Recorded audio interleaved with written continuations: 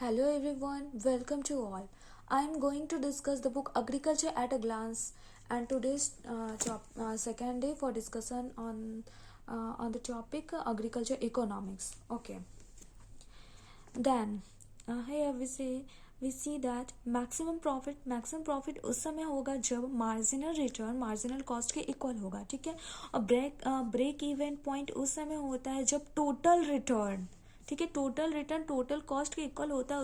उस समय को हम ब्रेक इवन पॉइंट बोलते हैं, ठीक है.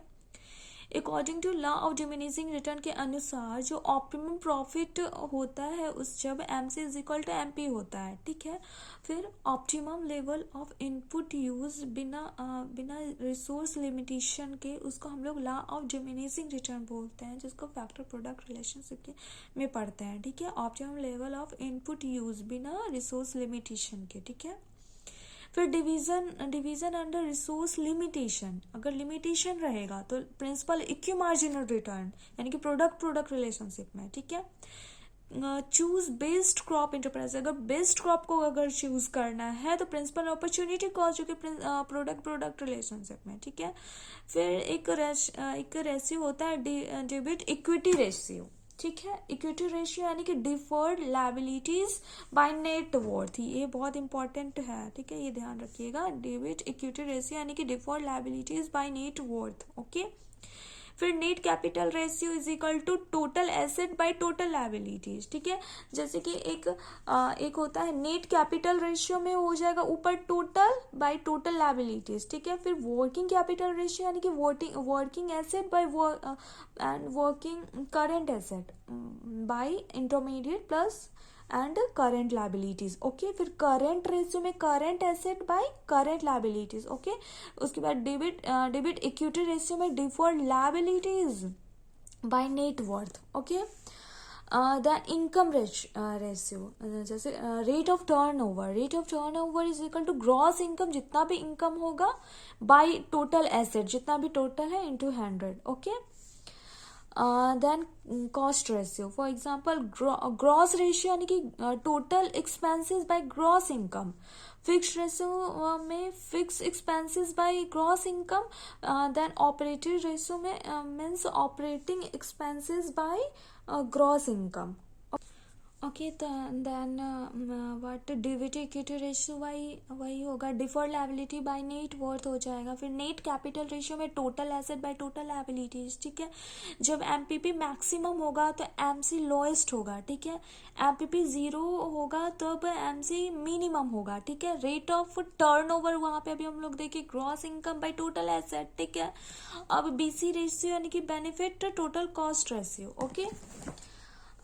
देन फार्म मैनेजमेंट डिसीजन हम लोग कैसे करेंगे, ठीक है. सबसे पहले होता है यानी कि हम लोग देखेंगे व्हाट टू प्रोड्यूस, यानी कि हम लोग क्या प्रोड्यूस करें, तो इसको हम लोग प्रोडक्ट रिलेशनशिप में पढ़ते हैं, ठीक है. और इसका प्रिंसिपल ऑफ इकोनॉमिक्स होता है एक प्रिंसिपल अपॉर्चुनिटी कॉस्ट और प्रिंसिपल इक्यू मार्जिनल रिटर्न, ठीक है. और प्रिंसिपल इक्यू मार्जिनल रिटर्न हम लोग अप्लाई उस समय करते हैं जब रिसोर्स लिमिटेड रहेगा, ठीक है. यानी कि व्हाट टू प्रोड्यूस यानी कि हम लोग को क्या प्रोड्यूस करना है, ठीक है. उसके बाद कैसे प्रोड्यूस करना है उसको हम लोग इनपुट यानी कि फैक्टर रिलेशनशिप में पढ़ते हैं, ठीक है. जिसमें हम लोग फैक्टर सब्स्टिट्यूशन फिर principal of least cost combine में पढ़ते हैं, ठीक है. अब पहले तो हो गया क्या प्रोड्यूस करना है, कैसे प्रोड्यूस करना है, फिर how much to produce, how much produce करना है, ठीक है. यानी कि इसको हम लोग फैक्टर प्रोडक्ट रिलेशनशिप में पढ़ते हैं, जो कि प्रिंसिपल ऑफ डिमिनिशिंग रिटर्न और अभी हम लोग देखिए व्हाट टू प्रोड्यूस का मतलब हो जाएगा हम लोग को क्या प्रोड्यूस करना है, और उसके बाद हाउ टू प्रोड्यूस मतलब कैसे प्रोड्यूस करना है. इसको लिस्ट कॉस्ट मेथड से देखते हैं, यानी कि फैक्टर प्रोडक्ट प्रोडक्शन. फिर कैसे के बाद कितना प्रोड्यूस करना है, ओके. कितना प्रोड्यूस करना है यानी कि optimal level of resource use यानी कि फैक्टर प्रोडक्ट रिलेशनशिप में हम लोग देखते हैं, ठीक है.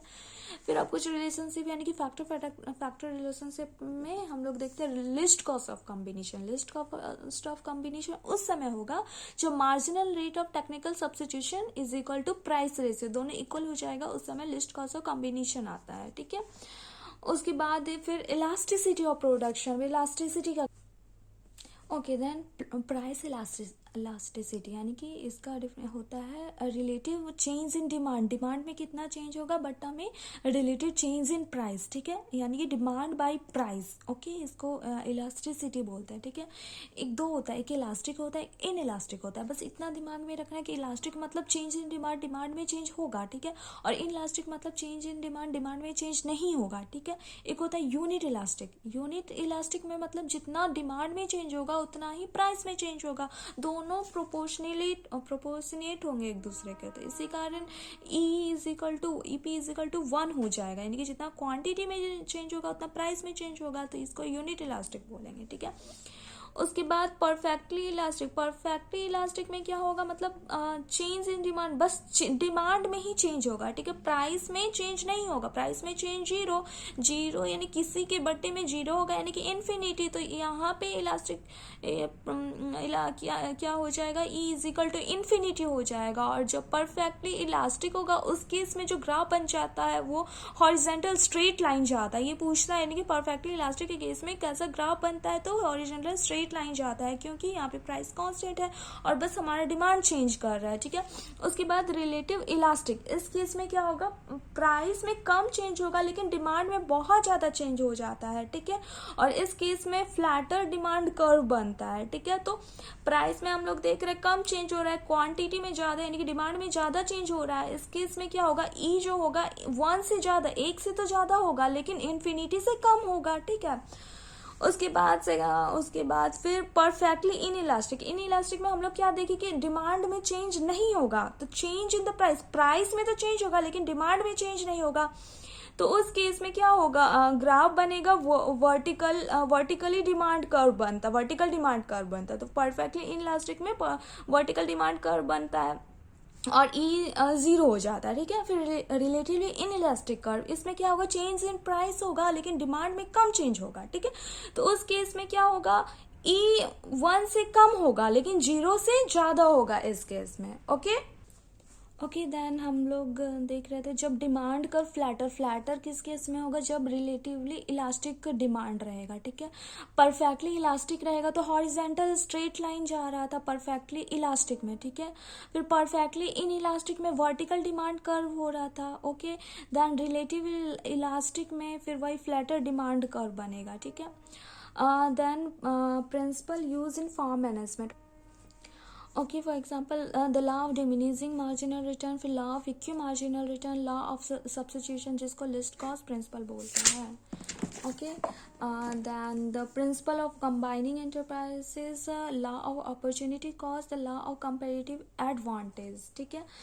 First the law of diminishing marginal return, okay, ये जो law of diminishing marginal return ये बताता है कि जब भी इंक्रीज होगा कैपिटल या लेबर, जो भी हम लोग अप्लाई कर रहे हैं कल्टीवेशन ऑफ द लैंड में, इसके कारण क्या होगा, जनरली लॉस होता है than proportionate increase in the amount of the produce raised, ठीक है। और इसमें 3 स्टेज होता है लॉ ऑफ डिमिनिशिंग रिटर्न, एक स्टेज 1 होता है जो इरेशनल जोन बोलते हैं, स्टेज 2 हो जाता है जिसको रेशनल जोन बोलते हैं, स्टेज 3 होता है। इसमें हम लोग 3 पैरामीटर देखते हैं, एक टोटल प्रोडक्ट, एवरेज प्रोडक्ट और मार्जिनल प्रोडक्ट, ठीक है, फिर इलास्टिसिटी और प्रोडक्शन।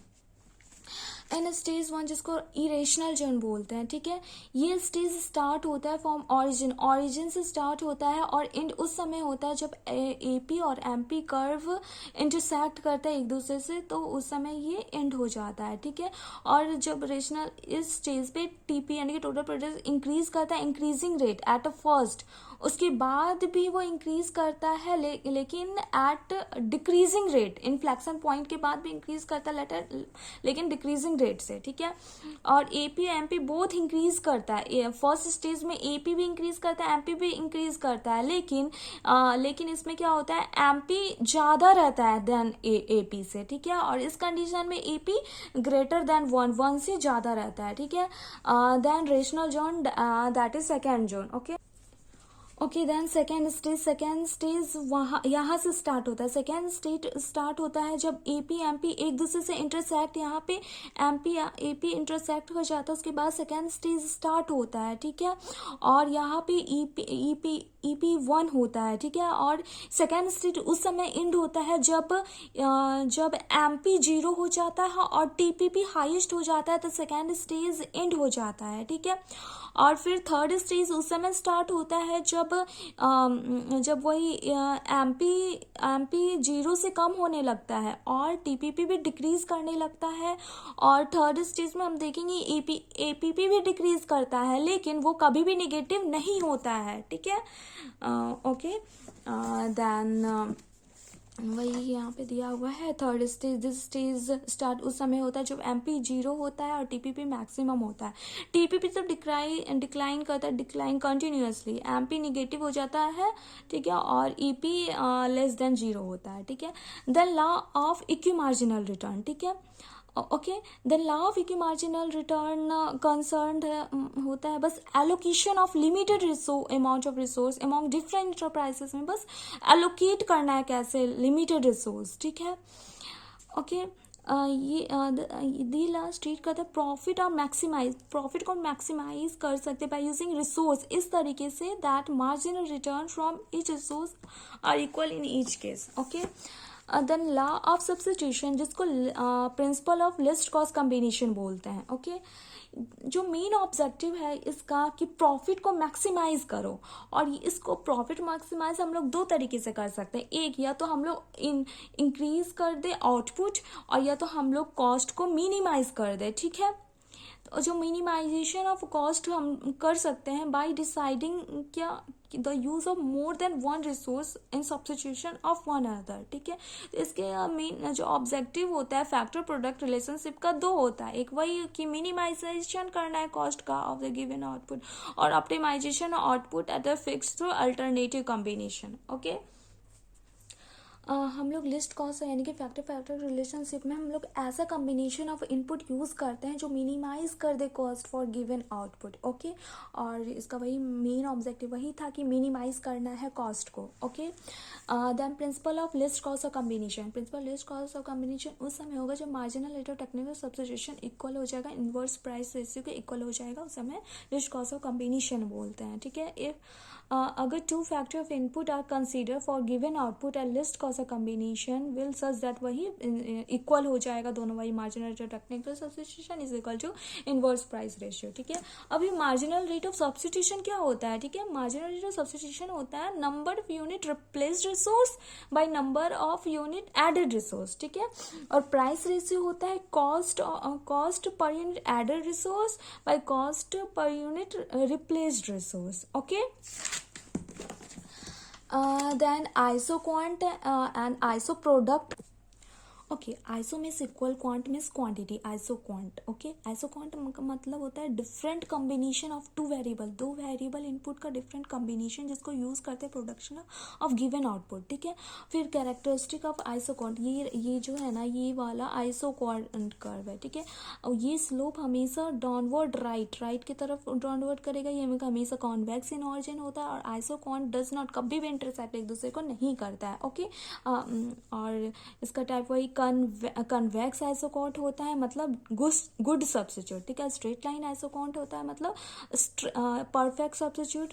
राइट एंगल होगा अगर नो सब्स्टिट्यूट होगा तो राइट एंगल होगा। ओके, उसके बाद होता है आइसो कॉस्ट लाइन जिसको प्राइस लाइन बोलते हैं, और उसको आइसो एक्सपेंडिचर लाइन बोलते हैं, ठीक है।